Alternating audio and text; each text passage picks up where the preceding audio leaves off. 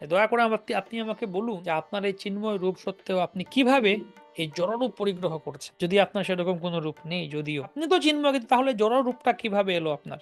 মানে অর্থাৎ যে রূপটা দেখতে পাচ্ছি আমরা। দয়া করে আপনি আমায় বলুন যে আপনি কিভাবে, কেমন করে আপনার বিভিন্ন শক্তির সমন্বয়ের মাধ্যমে সংহার করেন, সৃষ্টি করেন, পালন করেন। সৃষ্টি, স্থিতি, পালন কিভাবে হয়?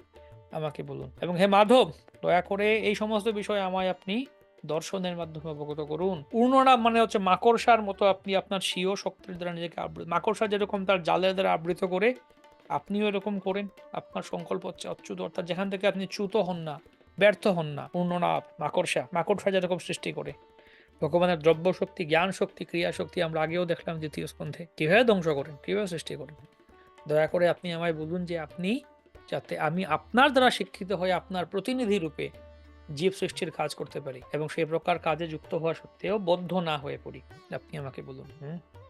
তো ব্রহ্মা যদিও এই ব্রহ্মাণ্ডের সর্বোচ্চ পদে অধিষ্ঠিত ছিলেন, তথাপি তিনি সেই গর্বের প্রভাবে অধঃপতনের সম্ভাবনা থেকে রক্ষা পেতে চেয়েছিলেন।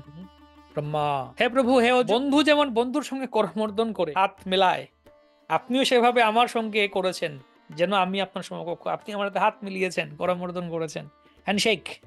বিভিন্ন প্রকার জীবের সৃষ্টির ব্যাপারে আমি যুক্ত হব এবং এভাবে আমি আপনার সেবা করব। আমি বিচলিত হব না, কিন্তু আমি আপনার কাছে প্রার্থনা করি যেন তার ফলে আমি নিজেকে ভগবান বলে মনে করে গর্বিত না। মানে আমরা অল্প একটা কিছু করলে বা অনেক কিছু আমি করেছি, কিন্তু ব্রহ্মা এত কিছু করার পরেও তিনি বলছে আপনি আমাকে কৃপা করুন যেন আমি নিজেকে গর্ব না করি, ভগবান বলে মনে করি না করি।